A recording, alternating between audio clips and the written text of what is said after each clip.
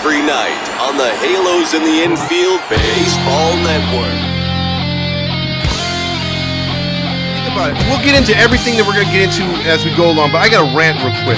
But why would you throw out an inexperienced pitcher in a game you're still close in? And I don't care what the record is. You show up for a fucking rivalry game. But he's actually talking to him constantly. That is a sign of a really, really good coach.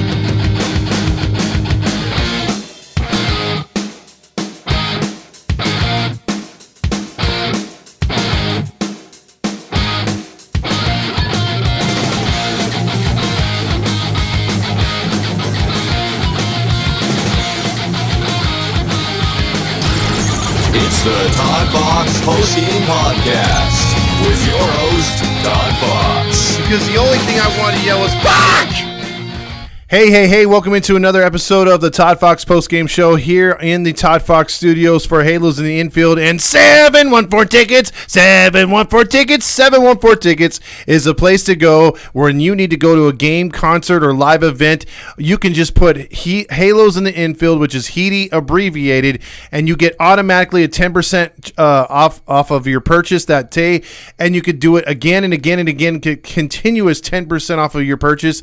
The purchase that you make is the price you pay with a 10% off. There is no hidden fees with 714 tickets. And then plus you get 5% off of another additional purchase, plus enter into a winning for a new jersey. So there you go.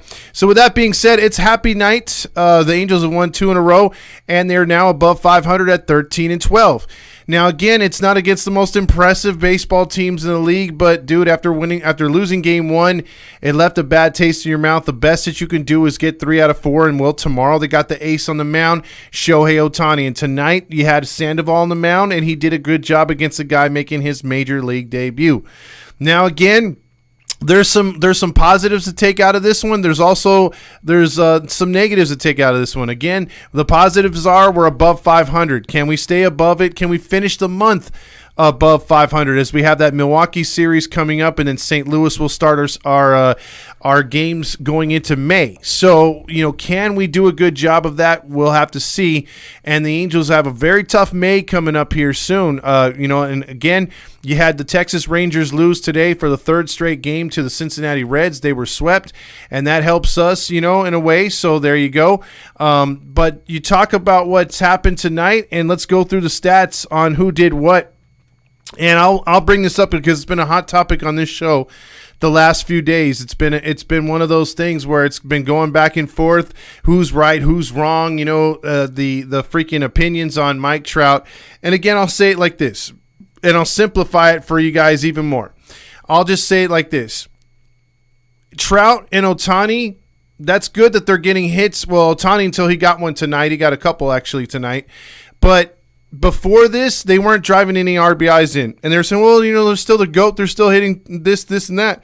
But what they're doing, they're not supposed to be the table setters.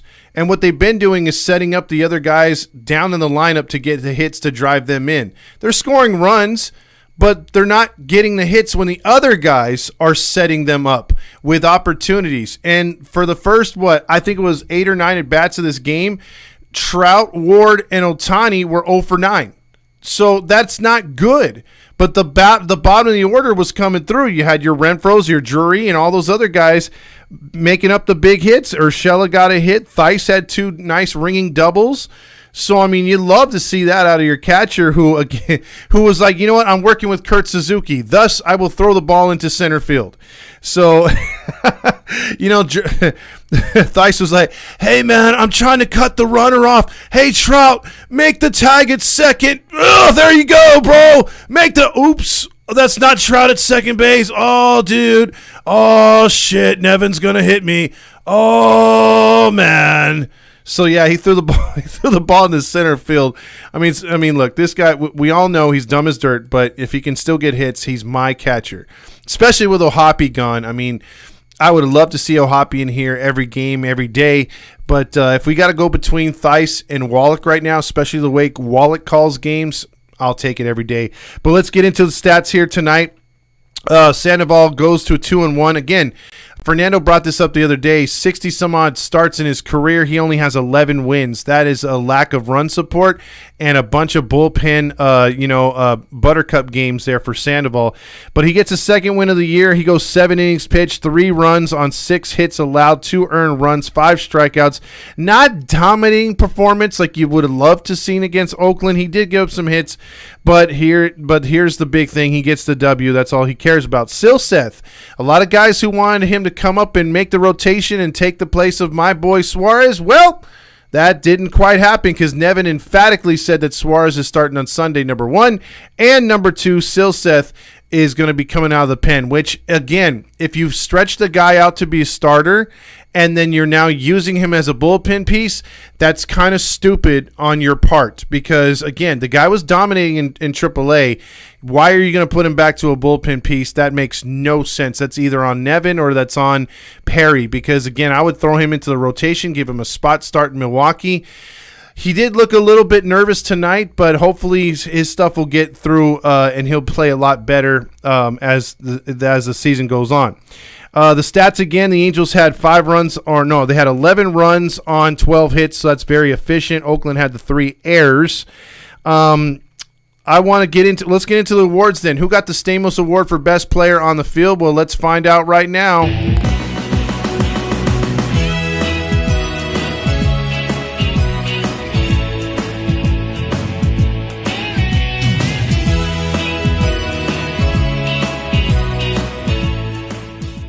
John Stamos gets me every time. Look, I'm gonna go like this because look, I've given it away when he's earned it a couple nights so far this season, especially recently, but I've given it to other players. Well, I'm not gonna overlook you tonight, and that's Brendan Drury. He's raising his average up to 238. Again, very slow start, but he had a home run tonight, 3 RBIs. He did get the hat trick. You know, as good a night as he did get the hat trick. That's a rare run right there. A Stamos Award with a guy who got the hat trick. So, but he did have three RBIs, like I said. He drove in some runs early on to get the Angels rolling. I could have given it to Renfroe. Renfroe's leading the team in RBIs. He's having a great season. Ohtani hit a 2-run homer tonight and had 3 RBIs as his single got away from the left fielder, and that turned into a run-scoring play for Mike Trout, who came around the bases. But Trout went 0 for 4 tonight. Just saying, with that only walk and the run scored, he had 2 more strikeouts tonight, and he left 3 more guys on base. Ward also, he's got out 0 for 3, but he had 2 walks. So again, the top of the order right there, those 3, Ohtani made it look a lot better than it was, but in all actuality, they went 2 for 12 tonight, and everyone else got all the hits in. So again, got to come up clutch, guys. Got to get some more hits. Now let's go to the Nacho Night Award, and we're gonna. This one's pretty easy to give it to because of that awesome Oakland lineup. There's so many guys to give it to, but I'm gonna give it to one guy in particular. All the chips, all the cheese, all the refried beans, all the onion and tomato and the guacamole, all the beef and jalapeno and the sour cream, all the nachos.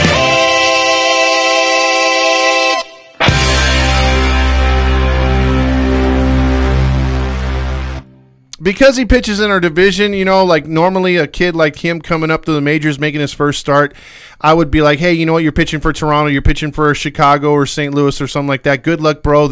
I'm glad you're up here in the majors. You did a good job getting here, blah, blah, blah, blah, blah, blah.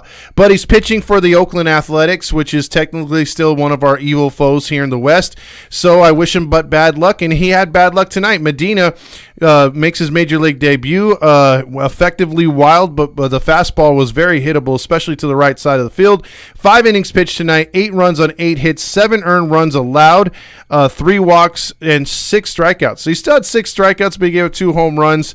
Again, the guy is gonna get some play for Oakland. He'll likely turn into a good starter in Vegas. But for right now, Medina is struggling his first time up. But I give him credit, and Kotze did a Nevin and let him just feel the fire and hit the fire running and take some lumps, and that's exactly what he did tonight. So Oakland gets the loss. Angels get the win, 11-3. It's all good in the hood as the Dodgers lose tonight as well. Texas Rangers go down. Seattle blows a lead. but only Houston won. Houston shut out Tampa for the second straight evening tonight. So if you look at the standings, I could probably pull that up right now, and it's way, way early to be looking at standings. I get it. I freaking get it. But it's still fun to see where we're at right now. And just in general with the Angels. And right now, the Angels are sitting now at one game out of first place at 13-12. Texas Rangers are now 14-10. They've lost 3 straight. Houston, we have a problem, is a half game ahead of us. Actually, it's a game and a half. A game and a half back are the Angels. Half game back is the Houston Astros. And Seattle Mariners are 3 games out at 11-13. Again, they're going to turn it around. Don't look for Oakland to do anything. 5-20. They are trying to lose. Their entire organization is just outright garbage right now. They really suck. And nobody's thinking that the. I mean, if anyone ever tells you, hey man, I really think Oakland can turn around, they're a good team, just tell them. Don't fucking bullshit me. Exactly. So let's get into some of the comments we get going here on the show tonight. Josh says 714 tickets. Fernando checks in with Viva Los Angelitos. Sandy better win the Stamos Award, Vetter says. No, I give it to Drury because offensively, I mean, he wasn't at his best. I'm just saying, light that baby up, sign Sandman to a 5-year extension now. Yeah, Kroom's card, Jason Kroom, he should be an Angel for life. I love his moxie. The left-hander is, I've been saying it for a long time, he's the freaking second coming of Chuck Finley, and I believe the dude, being a SoCal guy anyway, you see the picture at Angel Stadium where he's pitching Little League in an Angels uniform, it was meant to be. Dan Rio says the bats are awake. Even Theis hit the ball. The rookie Neto looks great. Light that baby up. I agree. Landon says Ohtani was clutch. I don't know about that. Fernando says we have some actual competition for Stamos tonight. XNC says that's not clutch, that's stat padding. Exactly. Above 500, but for how long? Vetter says it all depends on how good we pitch in Milwaukee, because again, with those starts real quick, I'm going to go over this is who the matchups are in Milwaukee. The Angels will throw, they will throw Tyler Anderson, who's been struggling, against Wade Miley, a veteran for the Brewers, who's 3-1, but he's looked awfully good for the Brewers this year. Then we see Reed Detmers against Corbin Burns, one of their best pitchers, but he's been struggling. He's pissed off against the organization because they slighted him in arbitration, but he's still a definite number 1 type guy. Then we have everyone's favorites, Suarez against, who this guy, Colin Ray. Colin Ray, I've not heard too much about this dude, so I can't really tell you much other than reading off his stats. And in 15 innings pitched so far, he's 0-1. He's given up 9 runs in 15 innings pitched with an ERA of 5.17. He's got a what kind of pitches does he have here? I'm just looking at his little let's see. He struck out only 1 batter and took the loss. He gave up 4 earned runs against the Tigers on Monday. So again, he's, I don't know. I mean, this guy is is not one of the best Brewers pitchers they're throwing out there, but definitely Burns and Miley are going to be pitchers that the Angels are going to be tough with, and Suarez has got to have a bounce-back start. You would think Silseth is ready to take his job here at any moment. And then in St. Louis, the first game of that St. Louis game, which I believe is May 2nd, the first series going in because they have an off day after that Suarez start because they're probably going to have to use a lot of pitchers that day. That's if Nevin lets them. They're going to have, Griffin Canning will be opposed by, if I can get it right here, he's going to be opposed by St. Louis pitcher, do they have it here? Matz. So Steven Matz, I believe his name. Yeah, Steven Matz, who is going to be coming in with a record so far this year of, he's got a 6.55 ERA. He's 0-3. So Steven Matz has sucked. So maybe we'll have the advantage in that game. It's hard to say, but those are our next 4 games after tomorrow's game looking forward. Trout looked great at the dish tonight, Jacob says. Yes, he went 0 for 5, Vetter says. Grillmaster says, we won. This game was great. Loving Ohtani's adjustments at the bat today. Let's see also... Callie says Milwaukee will be tough, and the Cards will be just starting to heat up. The best of luck to this squad. Hell yeah. Big 20 says, yes, sir, I'll be there tomorrow and win, hopefully leaving right after the game because they won't sign because they won't be off to the Brewers game. Yeah, that's going to be a travel day, that's for sure. Jim says, great to see Carlos Perez back in Oakland. Great guy, Angels fan favorite when he was here. Great to see him out of the Mexican leagues. Yeah, that's true, Jim. He was down there putting in his time trying to get his way back. I wonder if Benji Gill helped him get that spot back there in Oakland. Vetter says the fact that we have the two best players and are not hitting and we're still winning is a sign of a good team. If we can continue to do this and if the bullpen can get its job straight and if Nevin can just get these guys together and stop babying them and say, hey, you know what? You can pitch more than one night in a row. Let's see. Grillmaster says if you look at our production from the lineup from 5 to 9 driving in runs last year, we would have made those types of results, or we would not have made those types of results, meaning Grillmaster's point being good, which I don't say very often, but the fact that he's right tonight is the fact that, last year what killed us was 5 through 9. This year, the 5 through 9 is actually saving the team in a way. So we'll see what happens. No Theis, Wallach is the man. Jacob Primo says, what time are you going to get to the game tomorrow, Big Hammer? Also, Silseth was nervous because he hasn't been up here since last summer, and yeah, he crapped the bed last time. Also, let's see, both Diaz hitters should have got nacho nights tonight.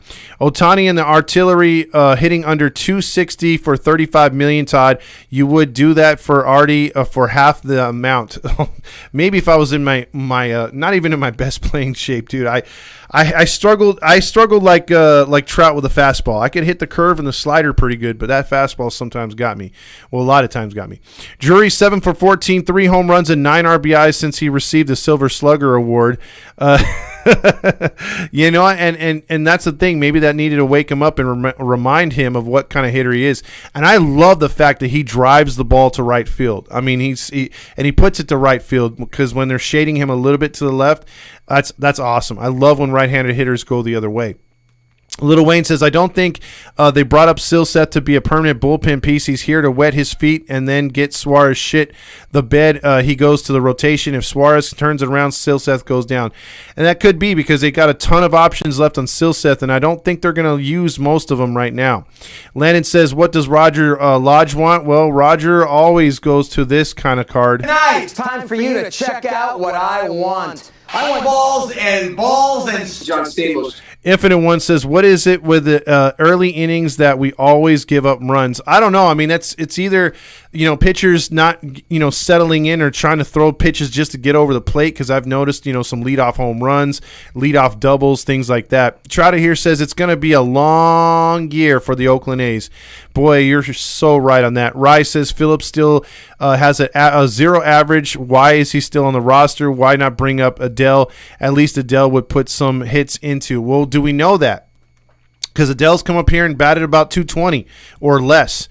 With Phillips, at least you got rock solid defense. He's a defensive replacement at the time, at this moment, and what is it called? A base runner, a replacement, and he's also the designated hat guy. I mean, who's going to take his spot? He's the samurai hat guy. You can't take that away from him.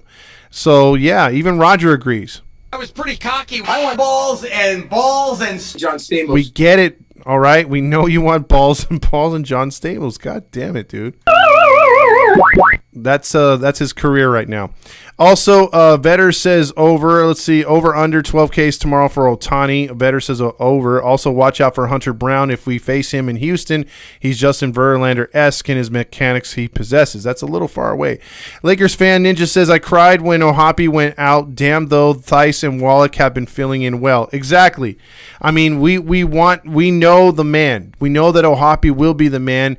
And this is a setback, but his overall personality, the way he thanked the fans and the team, and the way that he's going to strive to come back stronger, I believe he will, and we're going to have a really, really good catcher next year. But right now, the way they're hitting, the way they're calling games, I rag on Theis all the time. I still think he's dumb as dirt, but he's being serviceable. And if he can give you 1 to 2 hits every other game, he doesn't have to do it all the time, because even in the games where he goes 0 for 4, he gets a walk or 2.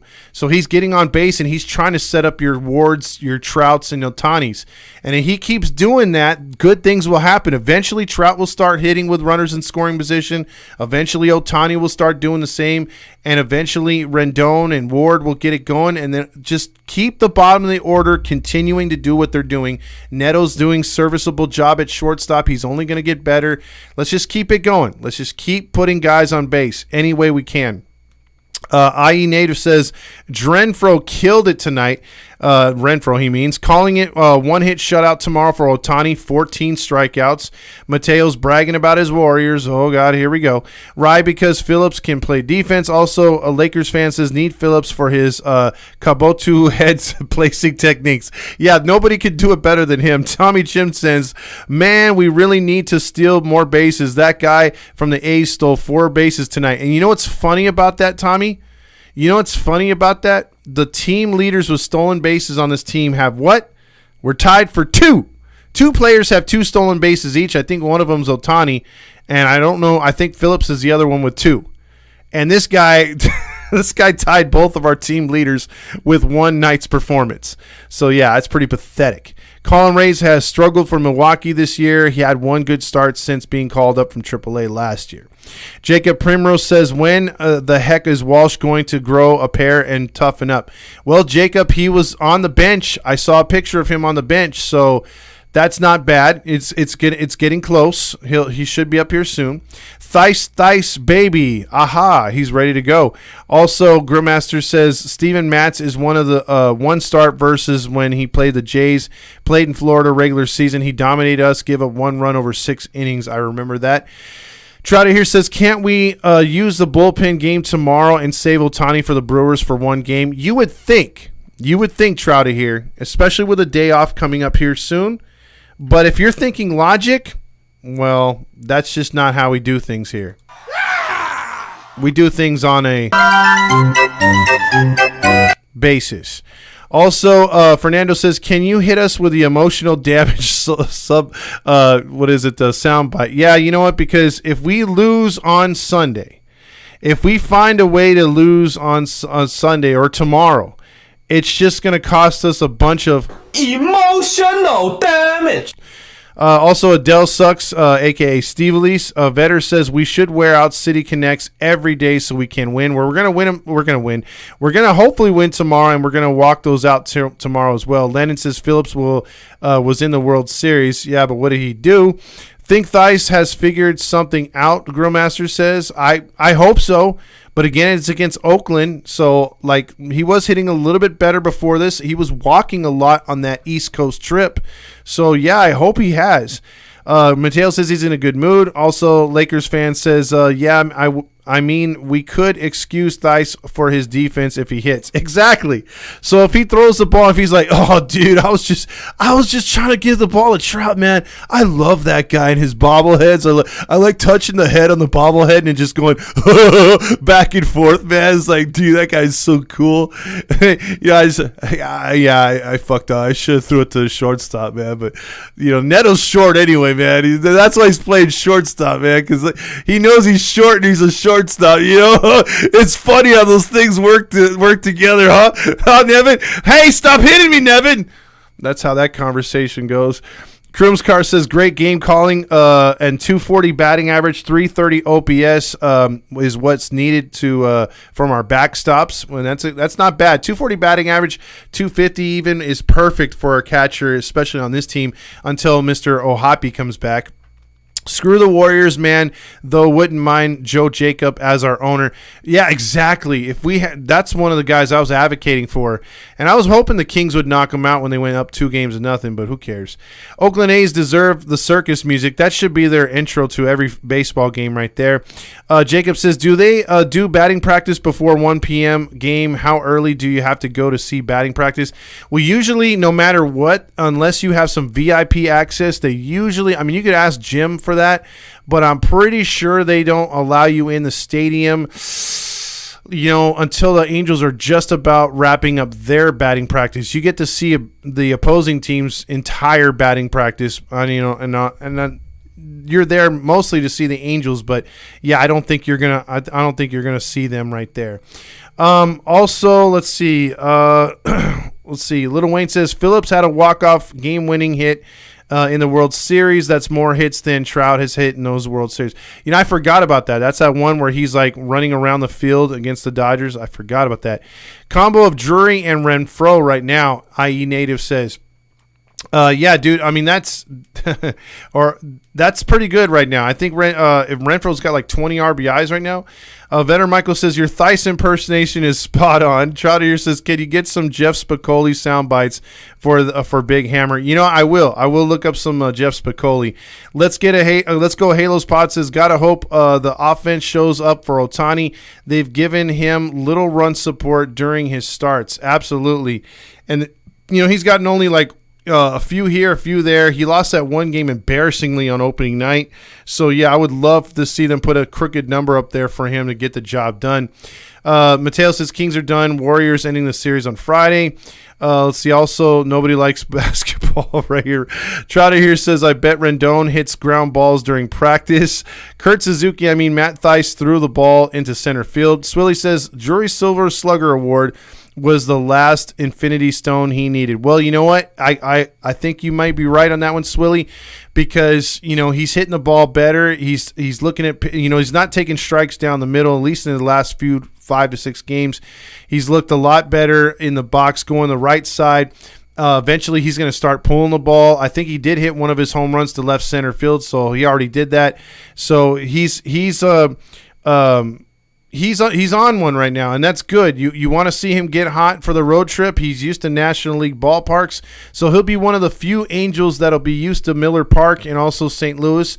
And he's gonna be he's not gonna be in a shock. He's gonna be there to try to hit the ball deep, and he might not need too much. We're talking about practice. We're talking about practice. We ain't talking about the game. We're talking about practice, man. Exactly. He's going to be like, I got your practice right here. And then the Angels are going to be like, how dare you? But I think he can get it going in St. Louis and Milwaukee. And again, it's the bottom of the order that is setting up the top of the order. If that's the case, then your Wards, Trouts, and Ohtani should be getting the big RBI hits, the big home runs. But right now, it's the other way around. Those guys are not hitting with runners in scoring position, as they demonstrated yet again tonight, except, Ohtani getting that hit that got away from the left fielder that scored Trout, and then he winds up hitting a home run when it's already, 8-3 or something. But, eventually those guys will start hitting with guys in front of them, and this team will take off. Because the bottom of the order, if they could just continue to hit at the clip they're hitting at, which is not 400 or something like that, they're hitting at a clip, I think around, I want to say 270, 260, something like that, from 5 to 9. I'll take that any day of the week. You get guys on like that are also getting on good on base percentage. That's just going to start things and the ball rolling for this offense to continue to hit. So I like that. Also, Rally Chris says, I don't know what you're talking about, Grill Master. I like basketball. You're wrong. Lakers fan says, I think when Walsh is back, sky's the limit for this roster. And the thing is, will he be back? Because right now, with everything that he's dealing with, if he can get through the migraines and get back into the lineup and it's not affecting him, his equilibrium's fine, the shift is gone. Can he take advantage of it? We all know how he loves to pull the ball down the right side. Can he take advantage of it? And if he can get back to it, lay off the down and inside pitches that Ohtani's struggling with, well, you know what? He will be a very powerful player now in the lineup that can play first base. That it's going to take away bats, unfortunately, for Urshela, but it's going to give us another left-handed power bat in there behind Ohtani that could drive in some runs when Rendon walks, when they pitch around Ohtani, or when Trout's on base. And so it can really help things out. So it's only going to be good things moving forward. But there is no timetable for him, and I would imagine he has to face some live pitching, so he might have to go on a rehab stint. So if I'm going to guess, it's probably if he's already on the field and in the dugout, the migraines have subsided a bit. So I would have to say you're probably looking around May 10 maybe maybe like a homestand or two away from now. Hopefully. We'll see. Kroomscar says, go Seattle Kraken. Swilly says 7 out of the last 10, 9 RBIs, 3 home runs. We deserve this. Also, Grillmaster says, Brandon to Drury Lane. Oh, geez. Also, Trotter here says, how come our cleanup hitter hasn't hit a home run since last year? Ooh, I don't know why he's still the cleanup hitter. Jacob says, well, when is the All-Star Walsh comes back? Yes. But if last year's Walsh comes back, then no. Also, it says 7 for last 12. Whoops. Also, Paul Sereno is probably doing his how dare you sound effect when he sees or when he has to witness things like offense and productive outs and scoring runs. We're still not bunting, by the way. Nevin has stopped the stupid Drury's and Renifo platoons, so that has helped Drury's timing. Just leave him and Neto up the middle. Build continuity on defense. There is good things will happen. Drury Lane, I already saw Drury Lane. I have heard about it. Ain't that off Painter. Also, are you telling me basketball is boring? It's the playoffs. Basketball is boring, Mateo. They've ruined the game. If you only knew what I watched when I was a kid, you would hate this year's and this century's or this 10 years of basketball. It's not the same from when Kobe and all those other dudes were in the show. Also, Better says, who gets sent down or benched when Walsh comes up from the bench? Ooh, as much as a lot of you would say Phillips, it's probably not going to be Phillips. It's going to be somebody else. Who? I don't know, but Phillips is used because of defense and stuff like that. It's hard to say, man. You can't demote Theis. He's here. You can't demote Wallach. You need a catcher. So it's going to have to be one of those infielders. It's really going to have to be one of those infielders. And who knows? Is it Renifo that goes? Who knows? I don't know if he has an option left, which I don't think he does. My team is gone, so I'm baseball focused now. I'm a Clippers fan. Sorry, Vetter. 14-game winning streak coming. Well, that offers you a honk. Let's see. Can't Cabbage play first? I think he plays first and outfield. Rally Chris says, I have a feeling since Otani is pitching tomorrow, Nevin probably going to give Trout the day off. Let's see. Also, Grimmaster says, if a lefty is on the mound, I expect Drury and Urshela to be in the lineup. If a righty is on the mound, I expect Renifo and Walsh to be in the lineup. Jacob says, Trout don't do much anyhow. Who cares? Also, how dare you, Mateo? How dare you? Fernando says, it will be Mike Lamb. Oh, I forgot about Lamb. Mike Lamb. Also, I don't think Neto goes down.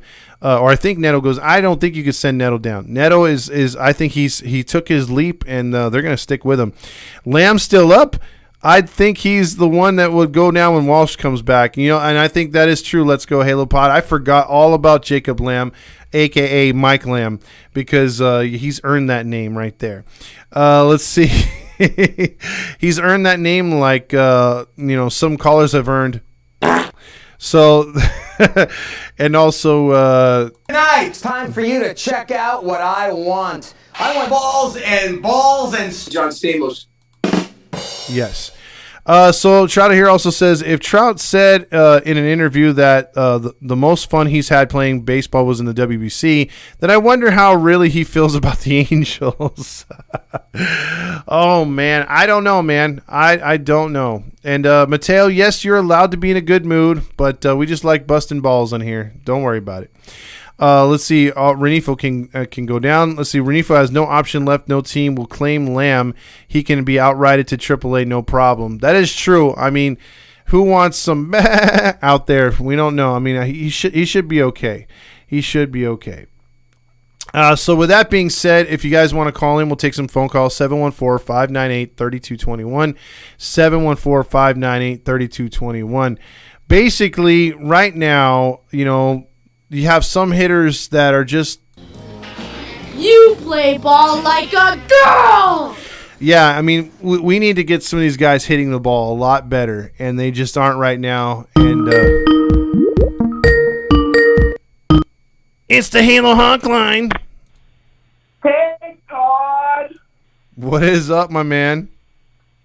Dude, so I'm talking to this girl in my grade right now, but I don't know how for her to respond on Snapchat because she is not responding.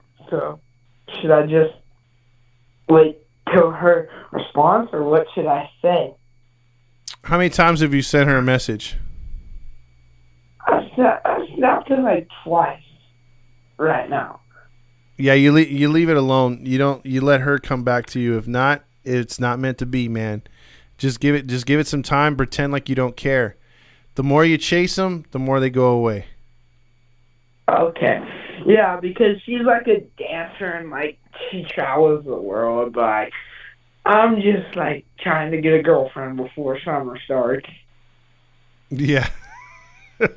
Yeah. You'll be But okay. You'll I'm be glad- okay. So you can surf and everything. Yeah. But I'm gonna try to go to the game tomorrow and with my grandpa, and I'm gonna hopefully have a tawny win, and then I'm gonna take the train back to where I live because my grandpa's going back to his house. So I don't have a ride, but I'll probably just take the train, and then hopefully the weekend's fun this weekend, and. Yeah, summer's coming, so I'll be showing off my surfing skills on the beach to the ladies, and I'm just, summer's coming. I can feel it almost here. I'm like eager to get out of the wetsuit and start wearing my swim trunks That's what she again said. to show off my muscles to the ladies, and so hopefully May goes by quick so I can be in that summer mode. And Okay. Yeah, you're gonna get your summer body back, right? All right. Yeah. Well, let me know if you get that job, man. Oh yeah, the job. He's gonna call me hopefully this weekend or in the next couple of days because he said he's gonna call me when he figures out what the corporation, when he gives my work permit to the corporation, and we'll go. I'm just waiting for him to call me back. Okay, you got it. But other than that, if I do get the job, I'll request July 1st off for the pregame against whoever we play that month. Yeah, you gotta come down and hang out, man. Yep, and I'll take the train because I'll have 2 more months till I get my license. All right. I think we're all gonna be safe on that day. Oh yeah. Okay. Well, I'll call in after I'm done with the game tomorrow, and I'll see how the reception is on the train. But if it's good, I'll be calling in, and we'll go from there. And I'll go Angels, and I'll talk to you tomorrow, Todd. You got it, brother. Have a good night. You too. All right. There you go. That's our buddy right there, Big Hammer. The messages love him, or the people that love him on the message board. If she wants a Mountain Dew, she will come to you. Rally Chris says, "Hey, that rhymes. I like that. It's not bad." Let's see. Next caller here. It's the Halo Honk line. Today, a scientist cloned himself for the very first time. Said a coworker, "It's just like him." Son of a bitch. That was a great win tonight. The best win the Angels have had all day. Yes, that was a good win. But very finally coming on. I mean, they got to win these games, right? They can't lose to a team like this. Like you just can't, and you can't beat them. You can't beat them like 5-3 or something like that. You got to put it on them, and they did tonight.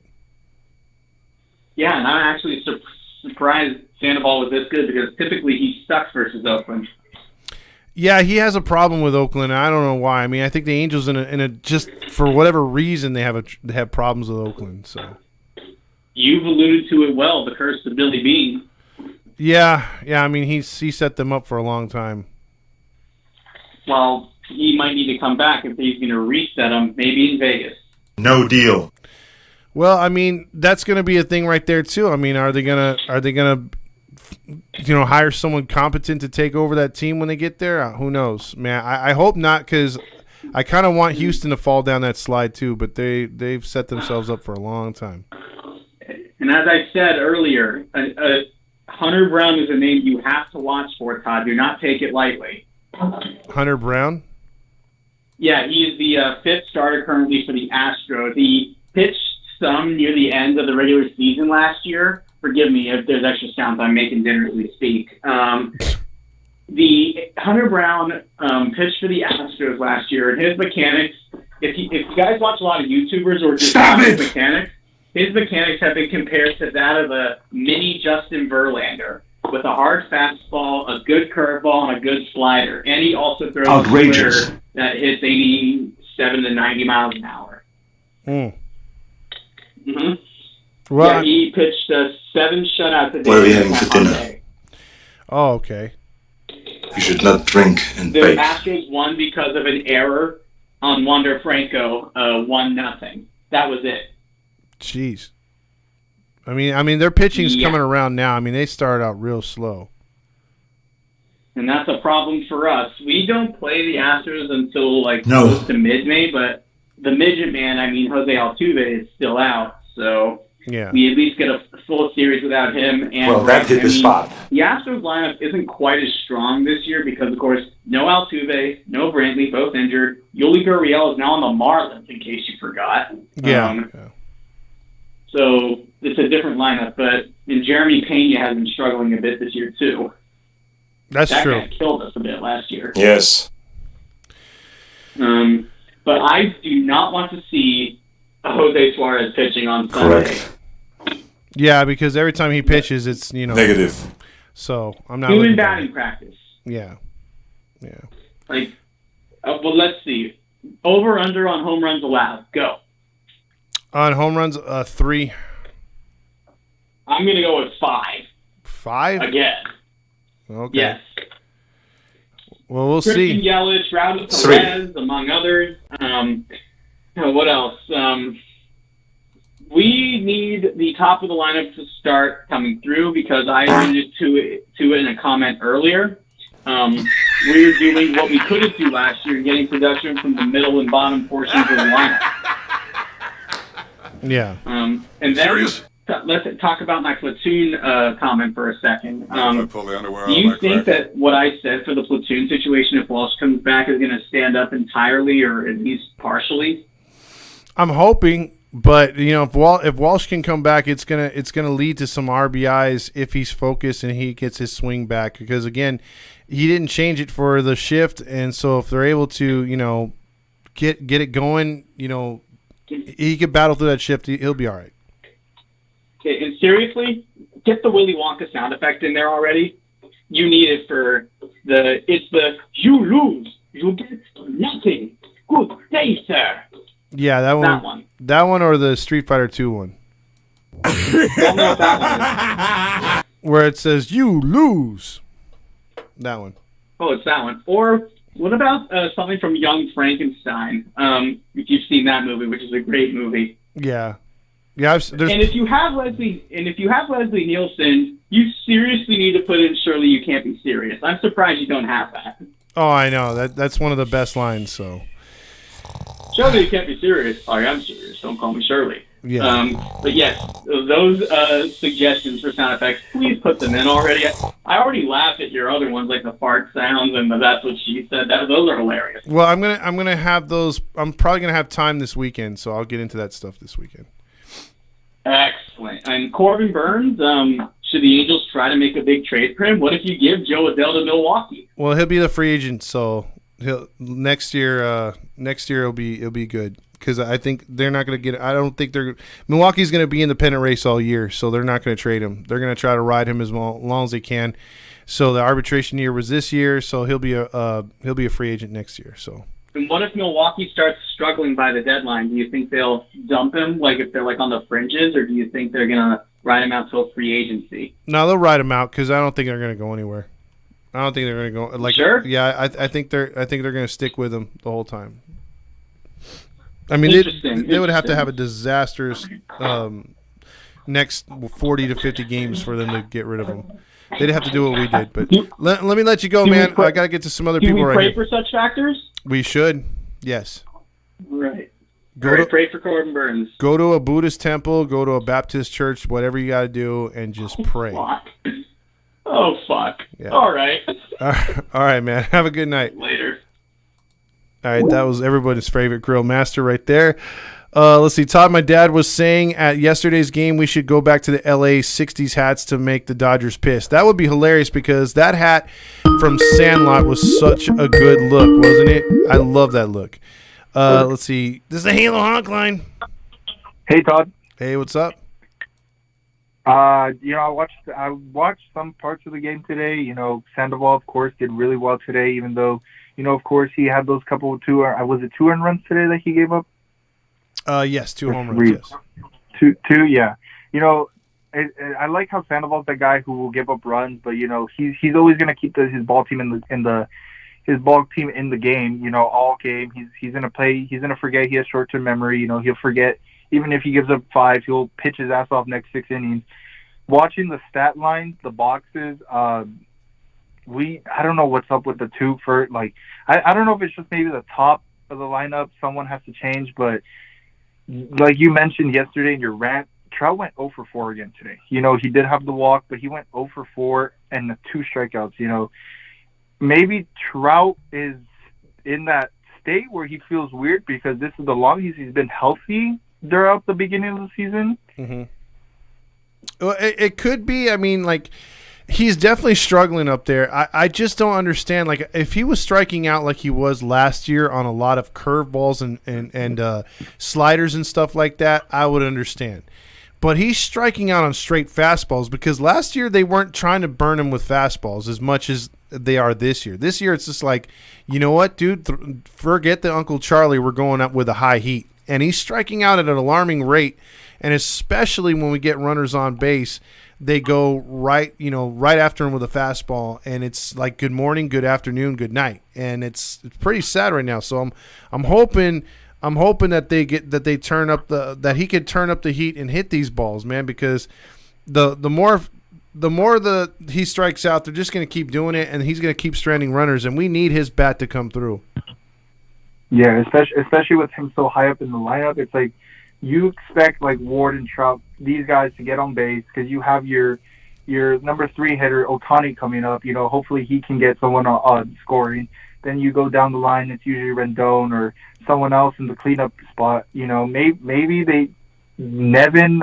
This is just a suggestion. Maybe Nevin feels like he might change the lineup a little bit because you have guys who are, at Trout's batting average or close to passing him, like guys like Gio Urshela lately with a 289 batting average, while Trout's falling slowly with his 311 batting average. Yeah, exactly. And that's, I mean, you move everyone else in the lineup. I don't see why they can't do it out of the 2 spot. There's such a love and obsession since Socha was here towards the end of putting Trout at number 2. And they've continued to do that. They experimented with Ohtani at number 1 or number 2. It just doesn't make any sense. Traditional teams would go 3-4. I know the Yankees do it with Judge at 2, but most teams, they save their power hitters for those traditional spots, the cleanup spot. And we got a guy who has no home runs in our cleanup spot. And, yes, he's drawn walks, but, he's mostly just sacrificing guys in with the exception of that hit the other night. You know what I mean? So something's got to change. I think the lineup's got to be shooken up a little bit. Yeah, if it were up to me, I would see probably Ward at first, because I want to say, even though Ward's struggling a little bit, I feel like he's more comfortable in that first spot. Maybe you could move around Urshela to second, Trout to the third, and then have your Ohtani clean up, and then everyone else normally, just to see if that would work, because Urshela's that guy who will get on base, he'll be there if you have your cleanup hitter knowing okay, I have Trout behind me and Ohtani to clean this up, Maybe that's what he might aim for. It's just a suggestion, Yeah. And it's, like I said, it's not a bad suggestion. It's something that I hope that they get, thinking of, because I think top priority right now is to get guys moving on the bases, put a lot of pressure. But then again, 1A is that, 1B is just fix that bullpen, give guys roles and stick to it. And if they got to pitch 2 or 3 nights in a row, let them do it. That's what they're getting paid to do. And I think that's what we saw a lot of struggling last year with their bullpen, because we had a lot of guys who were coming in one day who were pitching really well. They tell Nevin oh, I'm good to go the next night, and Nevin goes, maybe you'll sit for the next 2 nights. We might not need you. Yeah. And you believe me, if if they know that they're not going to use Quijada and, Estevez one night, you don't think Oakland didn't know that? Oakland knew that they were going to go with like subpar pitchers at the tail end of the game. Yeah. So, I mean, think about it. I mean, they're tweeting this stuff out real time. You don't think Oakland has guys on social media looking at stuff and being like, okay, they're not going to go with 4 different pitchers tonight.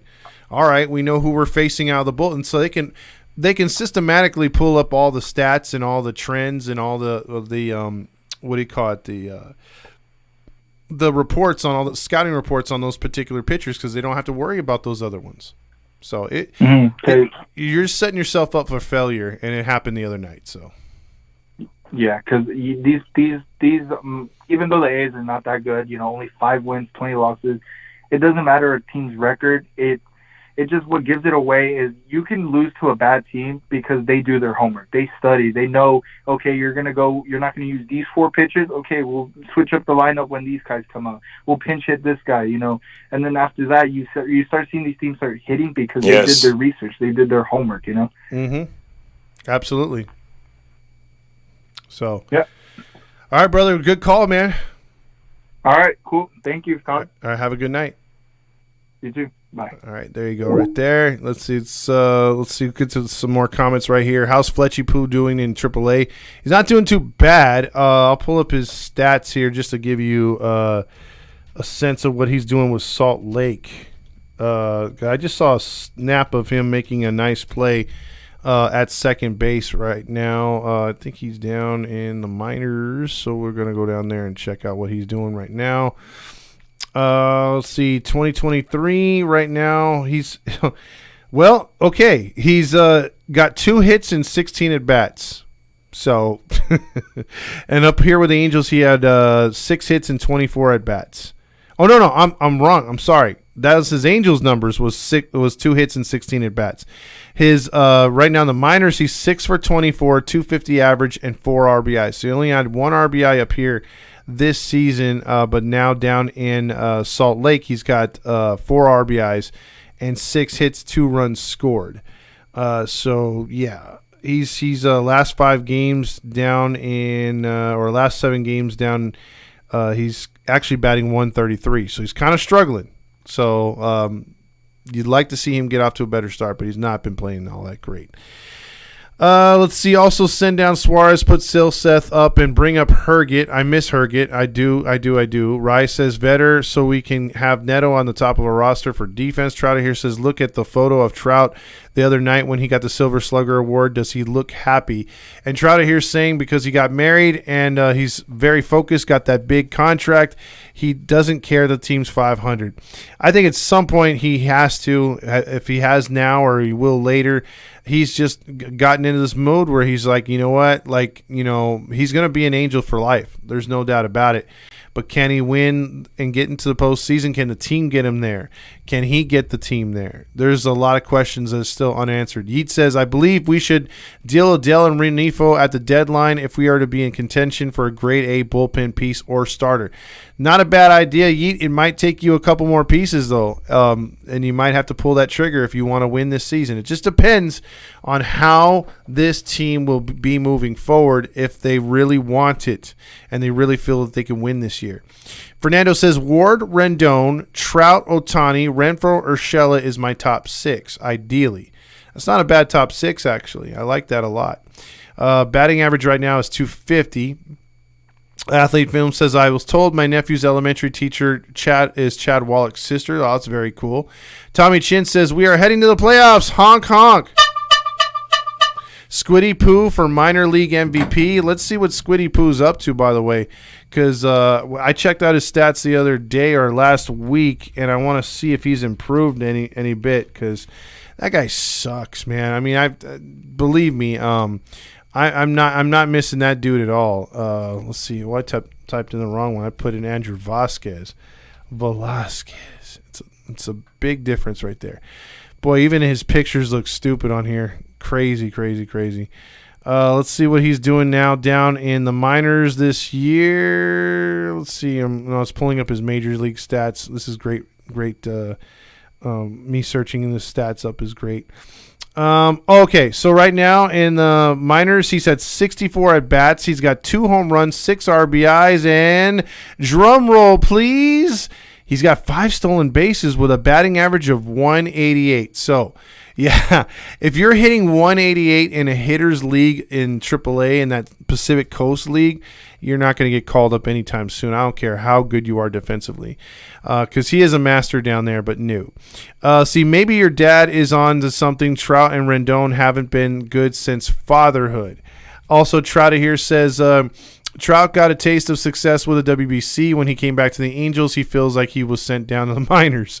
Well, with that lineup, I would say so too. Grillmaster says Urshela, Ward, Trout, Ohtani, Renfroe, Rendon, Drury, Wallach, and Neto. How's that? That's not a bad lineup either. You could always alternate Thaiss, like Yeet says. Thaiss hit a blunt before the game this time. Yeah, Thaiss came out there and was like, dude, I'm going to hit the ball so hard. He's over there, the batter's circle, just laughing to himself. People like that are, in that really rich area that sits below the batter's circle. They're like, man, what is going on with Thaiss? Why is he laughing to himself? He's like, dude, oh, man. There's like Twinkie wrappers falling out his back pockets and everything else like that. And he's walking to the batter's box like, bro, that ball looks like a beach ball right now. I'm going to hit that thing down the line because there's some cute blondes down there. And he's like, whoa, I hit it, gotta run. And he's like just running around the second base like, whoa, I remembered which base to get to. Yeah. And he like high fives himself. That's Thaiss in a nutshell, dude. That guy is something else. Vetter says Squiddy Poo for AL MVP, shortstop, Gold Glove, Silver Slugger. Dude, if he wins a Silver Slugger, the world's coming to an end. That's for damn sure. Let's see. Also, Grillmaster says move Ward and Trout to 6 and 7 in the lineup. I don't think so. Let's see. So Fernando says James, where's Squid stats? Athlete Film says I watched a video of Squiddy Poo hitting highlights. The video lasted only 10 seconds. Kai Long says, where is the soft contact girl? Trout was 0 for 4, first player in history. Maybe he should hit the ball softer or trade him. Forget the fact that he was guessing tonight at the plate and he was pitched backwards. Whatever happened tonight, he looked terrible in the batter's box. And again, if Trout's getting hits by home runs or by just base hits or putting the bat on the ball like Drury did the other night, I don't really care. As long as you're getting those RBIs in, and right now they're just not doing it. I'm more concerned with him not getting hits in clutch situations more than I am him not getting hits to set up the rest of the team. Him setting up the team is helping. By all means, if he's leading off the inning or there's one out, nobody on, he gets a single. All of a sudden, Renfroe or a Rendon comes behind and walks, and then Renfroe knocks him in with a single or a double. Yeah, that's producing. That's helping the team win. But if you're up there and the team's looking at you like, hey, man, we're down 2 runs. We got 2 men on. Put one in the gap. Put one over the fence. And you strike out or you pop out to the catcher. Yeah, that's not clutch. Thaiss hit up Cody Bellinger for the goods, Yeet says. Yeah, he's got some really good. Either that or Joe Madden passed along his weed before he left. Athlete Film says Matt Thaiss was hitting today because he got that special blunt made from Cody Bellinger. Everyone goes back to Cody Bellinger. Yeet says Angels blew it by having a Matt Thaiss hitting a blunt bobblehead on. Dude, imagine if Thaiss had a freaking bobblehead and it had a joint and it says, like Yeats says, they blew the chance on not having one on 420. That would be the coolest bobblehead. Screw the Ohtani Star Wars one, the Trout Star Wars one. I would freaking pay top dollar to get that bobblehead. A weed smoke. And then if you bobble the head, the smoke comes out. I mean, that would be great. Robert says, Drury has me eating crow this whole week, giving him a day off. Nevin, I need a steak. Or I need to give Nevin a day off and a steak. Well, you know what? It's the same thing with me, man. I've eaten crow on Suarez. So don't feel too bad, man. I mean, sometimes things just happen and you look stupid. I mean, I've done that many a times, especially with Suarez. And then everyone's in the background being like, hey, how's Suarez doing?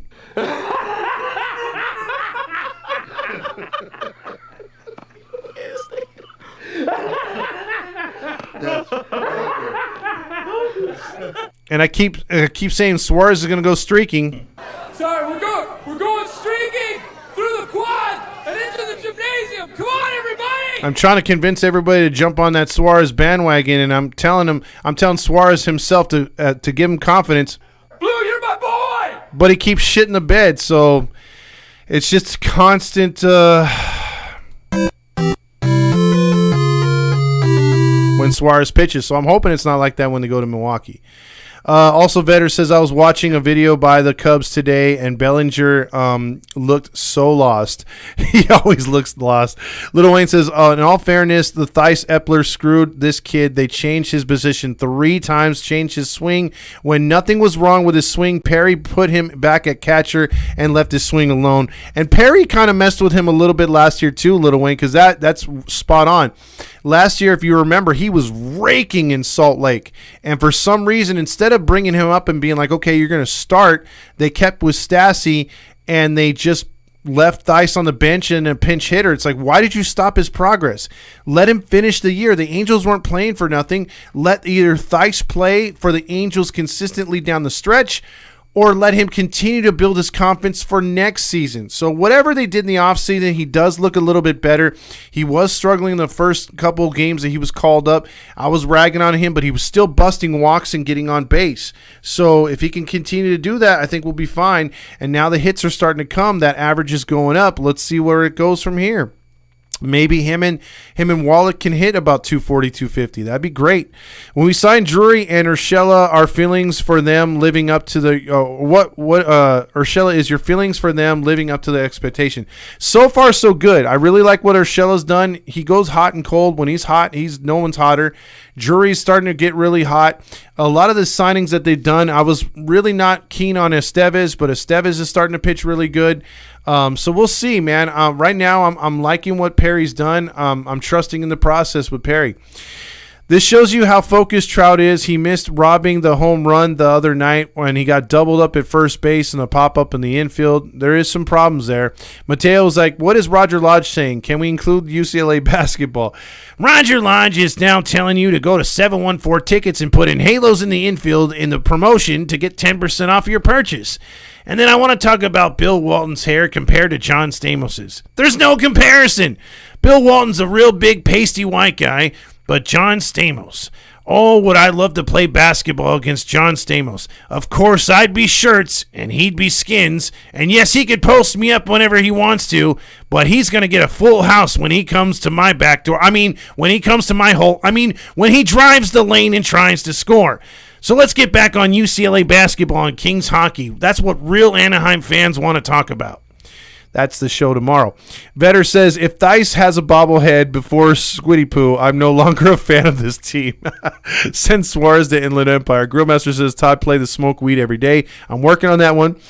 Suarez suck. Athlete Film says, Squiddy Poo bobblehead is going to be him swinging at a beach ball and missing.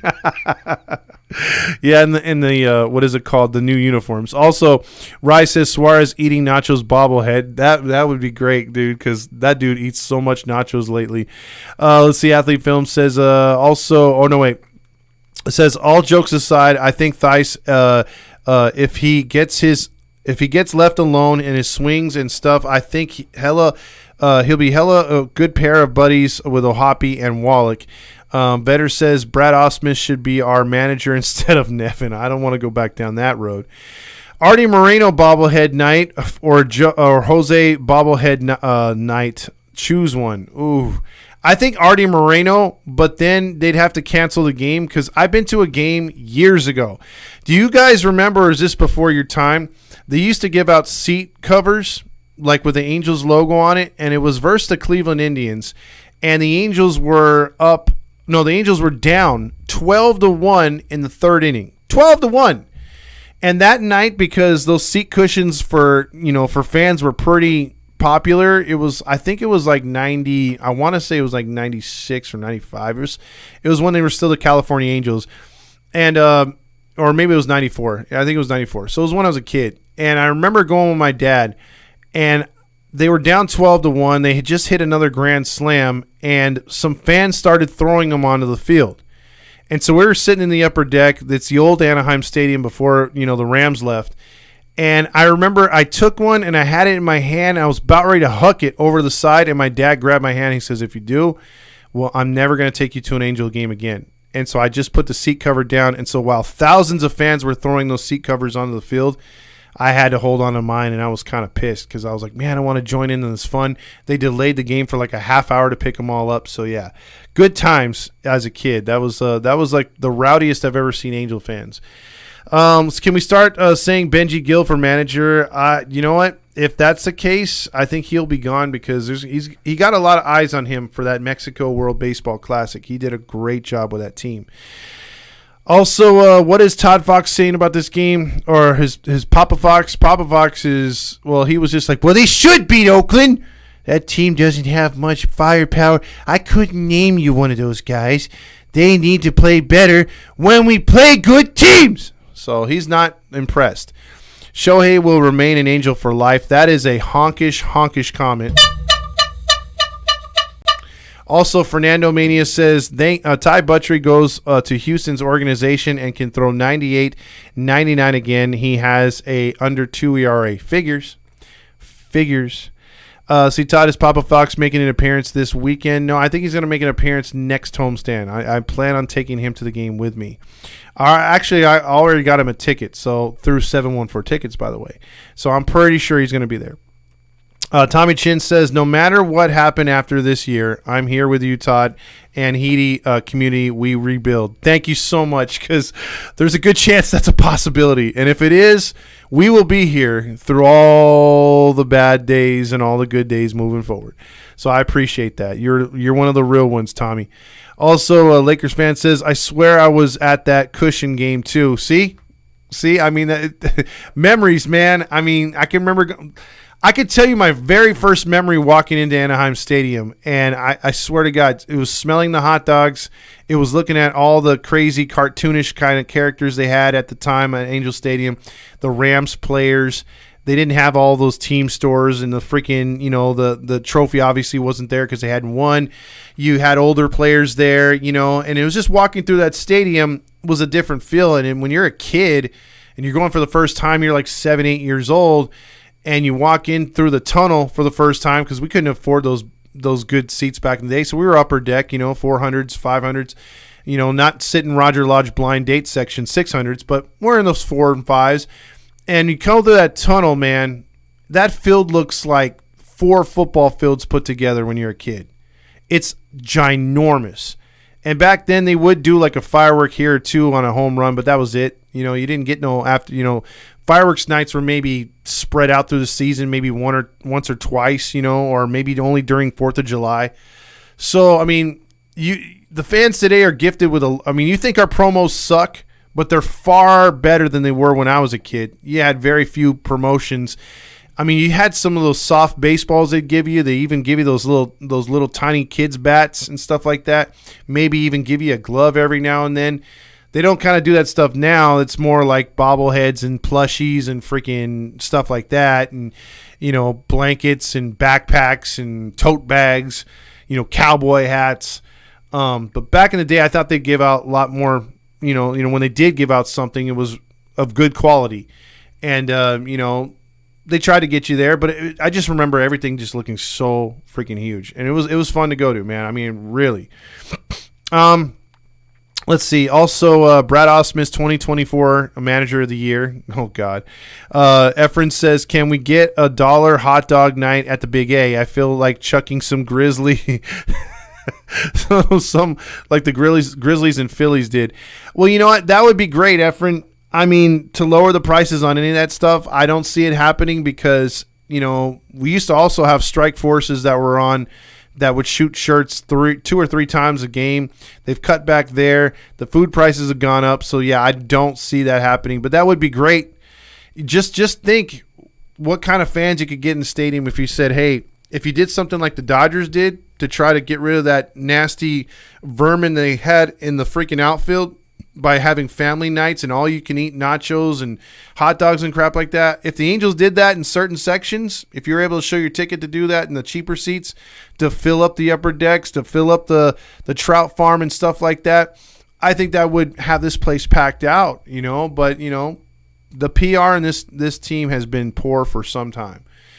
And, you can get people in here for some freaking good nachos or even subpar. Because the ones that were at the Dodger game, we used to get hooked up when I worked behind Dodger Stadium at the time, years ago. And the all-you-can-eat nachos tasted like cardboard. But, boy, people love their cardboard nachos because why? They were free after the first initial purchase. So, I mean, you slap any kind of free onto anything and people flock to it. And that's just an easy money maker. And it's sad that our organization doesn't know how to take advantage in a good way, but yeah. Also, Japanese guy on Oakland has been demoted with a 15 ERA. He's now in the bullpen. Demoted. Yeah, that's true. He's not been very good. He's not lived up to anywhere close to Ohtani. They should have a Heaney night where the guys give helmet nachos to everyone who used the Heaney promotion from 714. Well, you know what they're going to do? We're going to have a Heaney night in July. And there's a lot more details for that to come. But July 1st on our tailgate, we will have a Heaney night at the ballpark at the Big A, and it's going to be pretty big. So stay tuned for that. I was at Jim Everett's first game at Angel Stadium. Oh, that's crazy, Trout here.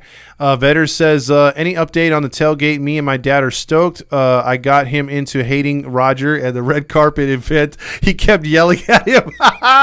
Give your dad a high five for me because that is awesome, man. That is freaking sick. Tell him I said... Also, $21 for nachos. Yeah, it went up from 17. I was at Tim Salmon's last game. It was my first game ever in 06. Wow, what a last game to go to. Dan Rio says, Todd, I'm old enough to remember the Big A in center when a home run was hit. The lights on the legs of the A would come up and down. If you look closely in the at the A now, some of the lights are still there. You know what? I got to look at that, Dan. That's freaking crazy. Just the whole thing, if you haven't seen, too, the video of the earthquake when it fell down. Also, when the A was moved from that set spot out to where it is now. It's pretty crazy how they did it. Also, let's see. Infinite One says, do you think if we resign Ohtani for something ridiculous, our ceiling will stop there because of how much he'd cost? No, I think if you're going to sign him for that much money, you got to go all in. You've got to win, baby. Just win, baby, like Al Davis said, and you got to go for the gusto, and you got to spend on the rest of the team. Lakers fan says, no doubt, and I hated as a kid being so excited by a new young player, then we traded them to someone else who gave 20 years past their prime, or got someone 20 years past their prime, like Dante Bichette or Dave Parker comes to mind. And you know what's funny about Bichette is I think he had his best years after he was with us. He sucked with us, and I think if memory serves me right, he went to Colorado and became one of their dangerous lineups when they had Bichette, Vinny Castilla, who I loved. I loved Andres Galarraga, and I think they had Larry Walker. Those four guys all at the same time. I mean, those guys were crushing the ball for Colorado. And I think they had Jose Canseco at one spot, too. I'm not sure. No, that was Toronto. But I remember when Colorado came in one time and played the Angels on an interleague game, and I just remember them smashing home runs against the Angels, and it was pathetic. I mean, we rolled over for them in that game for sure. Todd, make that sound, Yates. Also, athlete film. My girlfriend tells me she's been listening to the AM 830 and she hates the sound of Roger's voice. Yeah, I mean, he's not winning people over because he's had the same voice this entire time, and all he wants to talk about is... Tonight, it's time for you to check out what I want. I want balls and John Stamos. Yeah, you can only get so much of that before you just need to get out of here. You know what I mean? Like he's been around for a long time. I can't believe that he's been around. I want to say since 2008 or 9, because I think he said he's been on the radio now for AM 830 for 15 years. I mean, look, again, if you're going to be the same cheesy dude, it's time for a change. If you've evolved over time, if you're like a Jim Rome and stuff like that, and you could add new things, but he's the same cheesy dude from start to finish, and he's always had filler, and he's wasted your time and everybody else's that listens to him. He's terrible. Also, we have a Bro Hymn by Pennywise as a home run song. Can we get that? We did have that one was it Flogging Molly song where it was, or I forget who sings it. It was like dun, dun, dun, dun, dun, dun, dun. I like that when they would hit home runs. The Ducks had that when they would score goals. So I mean they had some cool stuff where they had the Blur #2 song, like woohoo, that was pretty cool. But they've gone away from stuff like that, and they don't want to pay for the rights to the song. So another cheap way to get out of using music and paying for it. Little Wayne says Ty Buttrey is the minor leagues. He hasn't done anything with the Astros yet, and the Angels did everything they could to keep him around. And he literally quit on this team and the 40-man roster last year, and the Angels tried. Soundbite of Rogers saying, "Oh, Tony." Yeah, I got to rip that from his show. I got to actually sit down through one of his shows and rip that, because if I can there's a bunch of sound I could pull. There was a couple sound bites that I didn't put on here that I should have, but I didn't. I just wanted to keep it PC, because he did say some stuff when he filled in for Jim Rome. Can you believe that? He filled in for Jim Rome one time. He had some pretty funny things, and he had some funny things on what is it called? Blind Date. So yeah. Balls and fair balls and balls. So you like just talking about balls. I bet Roger Lodge is having wet dreams about old Sonny. And you got to check it out too. When you get a chance, whenever you watch the show or whatever, or there's a home run call, just tag him on, because I made a couple videos about him, and I used his voice on one of our things, and I sent it to his Twitter, and I tagged him on an IG, and he had a lot of people liking it and laughing at it, and he actually put a laughing emoji. So he knows who we are. It's funny because, again, like I've said it a bunch of times, the last couple of years I've tried to get pictures with him on opening day, and each time he's been like, no. This year was the first year I couldn't get over there because he was doing the red carpet, and he was too busy asking Ohtani stupid questions that made no sense to what we really want to hear him talk about.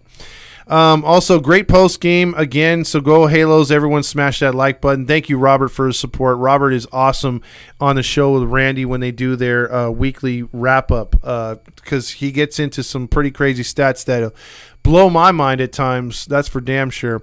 Yeet says, yeah, I'm old enough to remember when Alex Curry was trying to entice Trout after every post game interview. No kidding, right? I just got to say, though, I mean, she, like my dad says, she's good to look at. She's a good-looking girl. I like her. But you ever notice, Todd, she smiles a lot.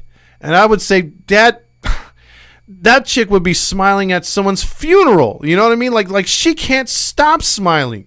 You see any one of her TikToks or anything IG when she's – I mean, look. Again, maybe I'm nitpicking. She is a beautiful woman. I've heard she's a bit of a dick behind the scenes. But, have some other emotion. Like it'd be like if someone was pissed off all the time. You'd want them to smile every now and then. Well, mix it up a little bit, like there are other emotions, Alex Curry. I'm just saying. I'm always going to be on that bandwagon. Let's see, I have a question. Why do all the games at home start at 6:38? Why not 7:05 or 6:40? 6:38 was picked by the Major League Baseball to help out for people to leave earlier and to also not stay so late. And, they first started doing that before, because games would go into 10, 11 o'clock at night. But now since the rule changes, the pitching clocks, now the games are ending at 9 o'clock or earlier. So the 6:38 thing is moot point. They could push it back to 7:05, but I don't think they're going to do that. The Grillmaster says, I miss her. Weston is better looking, though. Okay. Stop skipping my comments. Oh, will you stop it? Let's see. Do you guys like Wayne Randazzo? Yeah, I actually do. Curry had the heavy. So, yeah, she did have the thighs. She does have a good look to her. I ain't going to lie. Yes, I do like Wayne Randazzo. He has made me forget the last 4 guys that they've had going with Gooby. I think he has a really good back and forth with Gooby, and he's smart. He's an East Coast guy, and he tells it like it is. A lot of times Gooby will, I love Gooby. I'm giddy for Gooby, but Gooby will sometimes get on there and be like, yeah, man, we just need to get some pitching going right here, when it's obvious what they really need is a pitching change. He just needs to find his spots, or this guy needs to think within himself, and he'll give the Halo honkish type comment, and then Wayne Rendell's like, nah, these guys got to hit better. Ohtani's in a mini slump right now. He's got to get it going. He's got, and then Trout goes down with another strikeout. He's got to catch up to that fastball. So I like him. He's very fair. He calls a good game. He doesn't get overly excited, and he doesn't go underly excited. Like sometimes Victor Rojas would be like, and there's a base hit by the opposing team, and looks like they're going to win the game. And then he'd just be off the wall crazy like, drive home safely, which is great. But you got to have a nice little ebb and flow. So if the other team does something good, yeah, give them a little praise. Don't talk them up crazy, but don't go all monotone to where you put us to sleep when the guy's running around the bases. That's all I'm saying. There has to be a good mixture. Vetter says, every time we go down to Catella, my dad always talks about riding bikes and $5 tickets. We take the streets now from Pico Rivera so he can make that joke. So, yeah, I'm coming from Whittier, so I'm a little closer. But back in the day, I would go to Angel games, and I don't know if you guys can remember, but I'll tell you real quick. We used to take Pepsi cans because they would say, if you take the top off a Pepsi can in front of the ticket lady, you get 2 tickets for $15 to sit in the upper deck. So me and my friends would do that. So we wouldn't ride our bikes, but we'd catch the bus down there, and we'd catch the game. And, two of the, opening the tops of a Pepsi can, showing them, and then they just toss the can real quick. You pay $15. You have 2 tickets, and you sit in the upper deck.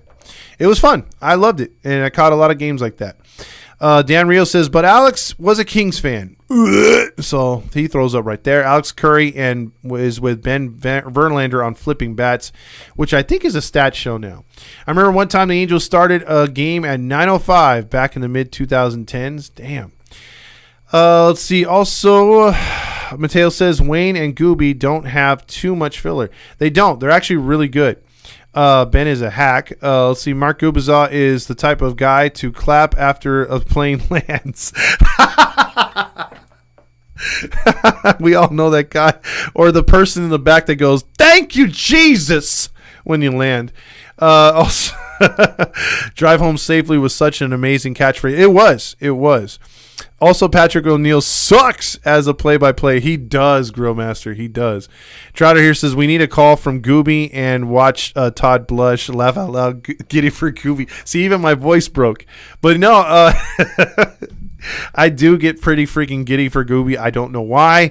But yeah, he was supposed to call in this homestand. I doubt he will tomorrow, but we'll try to set him up for the next homestand. I guarantee you we're going to have him on soon. Vetter says, I love Gooby more than Todd, but it's a close race. Oh, man, I'm catching up. See, that's making me blush, Vetter. Let's see. Also, Todd's skipping a lot of my see, I won't read him if you keep saying stuff like that. I only skip him because it's like comments you said before and before. Darren Sutton was great. He wasn't great, but he was okay. He was serviceable. Who would you want as a pitching coach, Gooby or Langston?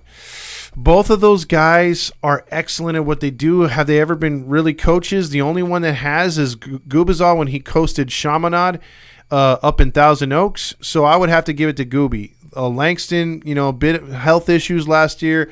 Never really coached professionally, just advised. So, yeah, I mean, Langston does know his crap, but I'd give it to Gooby. Angels are 3 for 4 on Gooby Tuesdays. Grillmaster says Langston. Infinite One says, what about Kent French? He's okay. I like Bobby Valentine too. Garrett Anderson needs to bring up the tempo, but that's just his personality. And the worst announcer we had was Rich Waltz. Maybe. I can't say he was the worst, but he wasn't the best. Dan Rio says, thank you, or think you'll ever have Nick from the UK on your show. On this show, I don't know. I'd have to hit him up. He does stay up for the games. That's a good idea. Maybe I'll have him go live with me one of these times. I could have him on here talking with you guys. And Nick is a cool cat. If you haven't checked out our interview from the UK, he's starting he has started the Angels fan page over there, and also he does watch parties with United Kingdom fans. So he's pretty cool. Do you like Terry Smith? Yes, I do. I think he could be very good. Like when he says "out of here" and stuff like that. And you could tell when the Angels suck, he gets very down, and I kind of like that. Because he gives you a feel of what real Angel fans are feeling. My mom liked Terry Smith. Yeah, he's a good guy. Also, Santa Maria, I think he sucks for us. He really does. Trouter here says, that's who needs to manage this team is Bobby Valentine. To be honest with you, I thought he was coming in to do the job once they fired Madden, but that didn't go the way we thought.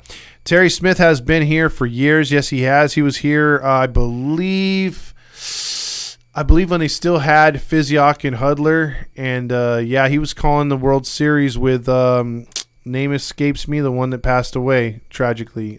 He was a great announcer too. For us. I like Matty V, but I also miss Jose Mota. Jose Mota was good, but again, a little too monotone. Matt will be here this weekend. Great. In the Milwaukee series, I bet. Infinite One says, Smith is the man. Dude needs a new grill, though.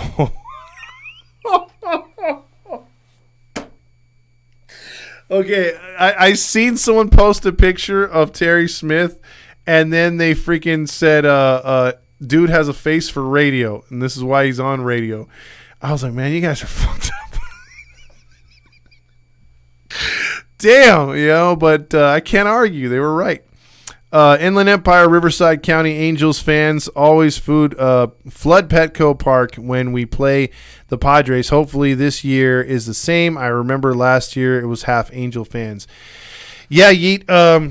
And one thing I love about the Padres, even when they came here last year, I believe, and the Angels and Padres were here, that was a good series, and there was a lot of Padre fans here. I would say 30 to 40% were Padre fans, and there was a lot of like mustard brown and yellow jerseys out there, and that's cool. But damn, dude, like they were nice. Like everyone was like talking smack, but in a cool way. It wasn't nowhere clear to the. And I remember telling a bunch of Padre fans, I go, "This is why we don't have any beef with you guys. This is why when we go down there, we have fun. And when you guys come up here, we respect you guys. Like we have nothing against you." And I told some of those Padre fans that we were just chatting it up, and I was like, "Bro, you guys." I root for you every time you take on the Dodgers. I mean, like you guys are, we are always pumped to watch you play the Dodgers. So, the Padres fans are always inviting. The vibe at their stadium is pretty cool. I'm at odds with Fernando about it, but he seems to not like Petco Park all that much. He prefers Giant Stadium, and that's cool because we all have our preferences. I still think, because we're talking about the best parks in California, but I love Petco. I love Petco. It's beautiful, and I'd go there and probably I'll make my way down there to a Padres Angels game for sure. See, Matt, I'm young and I don't get it. Vetter says. Could Bob? And it's because his teeth are really messed up. Vetter, his teeth are really messed up. He needs a new grill for sure. Could Bobby V be an option for manager after Nevin? He's famous for wearing a fake mustache. Yes, we know that, but. Real quick, I don't think he's going to be a West Coast guy. He's heavy into politics. That's really not known. I tried to get him on the show, and he's heavy on the politics, very busy promoting his guy. So, yeah. And he actually has a spot for himself back east, too. Also, Rory Marcus. Yes, Rory Marcus had the 2002 call. He was awesome. I think he passed away in 2004. I don't know, maybe 2005. Trotter here says, I've got tickets to the Angels at Padres at Petco. Can't wait. That's really cool. And I probably will be down there with you. Vetter says, my uncle and aunt are Padres fans, and they're the coolest people on earth. Yeah, Padre fans are really chill. Really chill. Terry Smith's teeth. Oh, my God. Doesn't he make enough money to get implants? He should. Yes, he does look like the jack-o'-lantern, Dan. He should have all those ripped out and some very nice, expensive veneers put in. Also, my dad loves the Angels a lot, but he still holds a place in his heart for the Padres. He grew up in San Diego and would go a lot of Padres games. And real quick, I might have said it here before, but in 98, my grandpa passed away. But my grandpa was 93, and he watched the Padres all the time from when he moved from there from Inglewood as a kid. And or not as a kid, but as an adult. And they settled in Escondido, and he was a big Padres fan, Angels fan first, and he still rooted for the Angels, but he became a big Padres fan because he lived down there, and he took me to my first Padres game. But in 98, he passed away in early September, and around my birthday, and I was really hung up about that one. And I remember watching the Padres that year. You know, I gave up on the Angels right then and there. I was like, hey, let's win one for Grandpa. Let's win one for Grandpa. You know, and when they went through the playoffs, I was really emotional and everything. And they got to the World Series. I was like, oh, my God, they're going to do it. But then I saw who they were playing. And even at 18 years old, I'm like, yep, it's the Yankees. And that was, I mean, at least they got there. And I would have loved for my grandpa to hang out and, you know, to hold on for a couple more months to watch it. But he passed away, and it was tough. But yeah, I mean, that's why the Padres kind of hold a spot in my heart. Because if they ever win one, I'll be like, there you go, Grandpa. There you go. You know, because it'd be like if the Angels got eliminated, the Padres, you know, were around to get in the postseason and do something. Yeah, I'd be a Padres fan. Just I wouldn't be a bandwagon fan, but you know, I'd be in the corner, you know, giving a golf clap and cheering if they won. Not claiming that World Series is mine by all means, but I'd be like, hey, you know what, Grandpa got, you know, hopefully Grandpa's watching. This is one that you know, for him. This is for him. Kind of pour one out. Also, I'm going to July 4th at Petco to watch the Halos. That's cool, Vetter. Maybe we'll have a meetup down there. Let's see. Also, didn't the Boston players hated Bobby V when he was manager for one season? I think they did. He rubbed them the wrong way.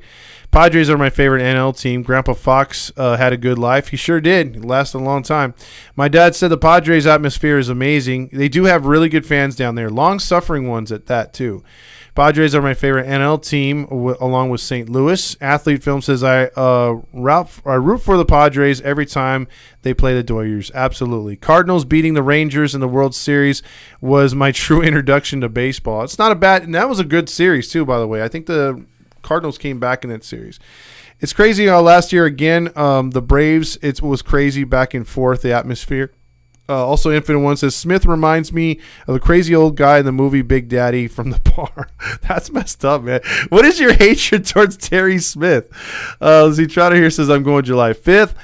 That's cool. Athlete Film says, my dad was happy when Drury got signed by the Angels, but he was also rooting for the Padres last year in the playoffs for my dad. That's cool. That's cool, and there's nothing wrong with that. I mean, I think everyone picks a National League team once our Halos are out.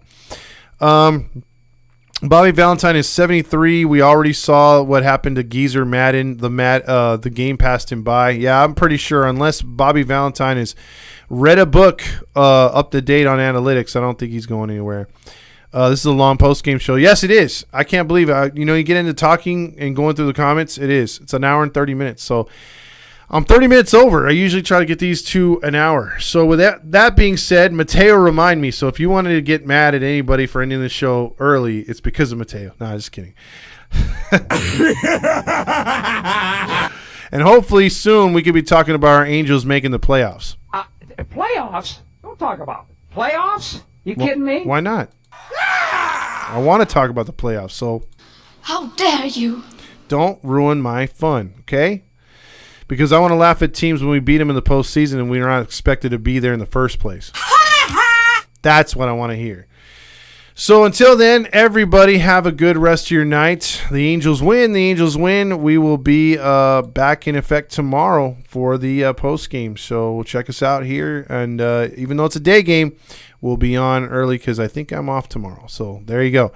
Go Angels. Have a good night, everybody.